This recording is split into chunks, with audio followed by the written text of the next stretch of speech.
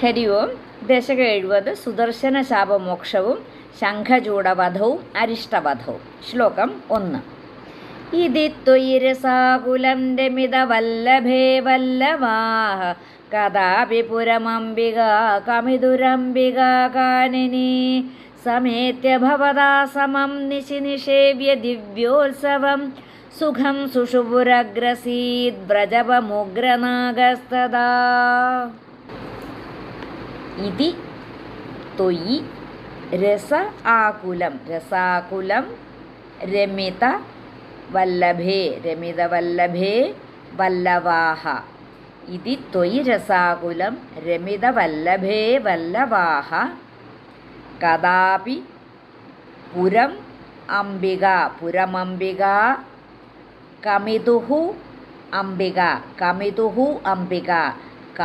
കമിതുരംബിക കാനനെ. കഥാപി പുരം അംബിക കമിതുഹു അംബിക കാനനെ. കഥാപി പുരമംബിക കമിതുരംബിക കാനനെ സമേത്യ ഭവതാ സമം നിശി നിഷേവ്യ ദിവ്യോത്സവം സുഖം സുഷുപുഹു അഗ്രസീത് സുഷുപുരഗ്രസീത് വ്രജപമുഗ്ര നാഗസ്തദാ. സുഖം സുഷുപുരഗ്രസീത് വ്രജപമുഗ്രനാഗസ്തദാ. ഇതി ത്വയി രസാകുലം രമിതവല്ലഭേ വല്ലവാഹ കഥാപി പുരമംബികാ കമിതുരംബികാ കാനനി സമേത്യ ഭവതാ സമം നിശി നിഷേവ്യ ദിവ്യോത്സവം സുഖം സുഷുപുരഗ്രസീത് വ്രജപമുഗ്രനാഗസ്തദാ. ശ്ലോകം 1 അന്വയവും അർത്ഥവും.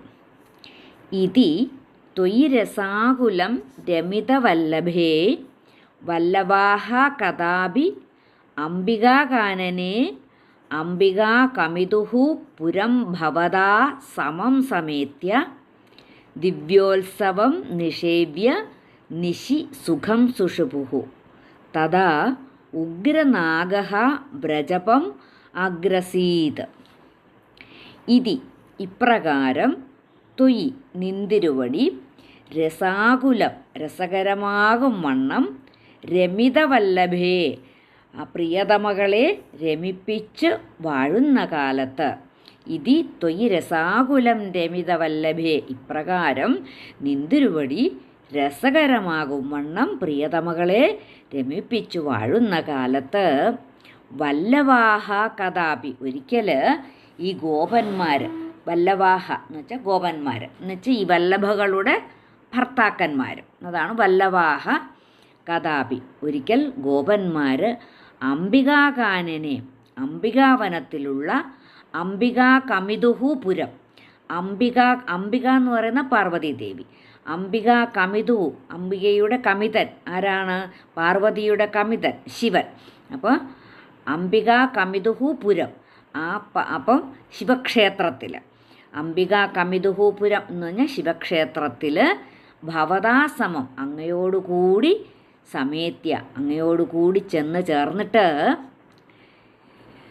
വല്ലവാഹ കഥാപി അംബികാകാനനെ അംബികാ കമിതുഹു പുരം ഭവതാസമം സമേത്യ ദിവ്യോത്സവം നിഷേവ്യ ദിവ്യോത്സവം കൊണ്ടാടി നിശി സുഖം സുഷുപുഹു. എന്നിട്ട് രാത്രിയായപ്പോൾ നിശി എന്ന് പറഞ്ഞാൽ രാത്രിയായപ്പോൾ സുഖം സുഷുപു സുഖമായിട്ട് കിടന്നുറങ്ങി. ദിവ്യോത്സവം നിഷേവ്യ നിശി സുഖം സുഷുപുഹു തഥാ അപ്പോൾ ഉഗ്രനാഗഃ ഒരു ഭയങ്കരനായിട്ടുള്ള ഒരു പെരുമ്പാമ്പ് വ്രജപം അഗ്രസീത് വ്രജപം എന്ന് പറഞ്ഞാൽ നന്ദഗോപര് ആ വ്രജത്തിൻ്റെ അധിപൻ അത് നന്ദഗോപര് അങ്ങനെ ആ നന്ദഗോപരെ പിടിച്ച് വിഴുങ്ങി. അപ്പോൾ അങ്ങ് ആ പ്രിയതമമാരെയൊക്കെ ഇപ്രകാരം ആ രസകരമാവണ്ണം ആ രമിപ്പിച്ചുകൊണ്ട് വാഴുന്ന കാലത്ത് ഒരു ദിവസം ആ നന്ദഗോപരും ഗോപന്മാരും അങ്ങയോട് കൂടിയിട്ട് അംബികാവനത്തിലുള്ള ശിവക്ഷേത്രത്തിൽ പോയി മഹേശ്വരനെ പൂജിച്ചു. അതിനുശേഷം അവിടെ നടക്കുന്ന മഹോത്സവത്തിലൊക്കെ പങ്കെടുത്ത് അവിടെ തന്നെ കിടന്നുറങ്ങി. അങ്ങനെ ഉറങ്ങുന്ന സമയത്ത് രാത്രിയിൽ ഭയങ്കരനായിട്ടുള്ള ഒരു പെരുമ്പാമ്പ് നന്ദഗോപരെ വിഴുങ്ങുവാനായിട്ട് തുടങ്ങി. ഇതി ത്വയിരസാകുലം രമിതവല്ലഭേ വല്ലവാഹ കദാപി പുരമംബികാ കമിതുരംബികാകാനനെ സമേത്യ ഭവതാ സമം നിശി നിഷേവ്യ ദിവ്യോത്സവം സുഖം സുഷുപുരഗ്രസീത് വ്രജപമുഗ്രനാഗസ്തദാ.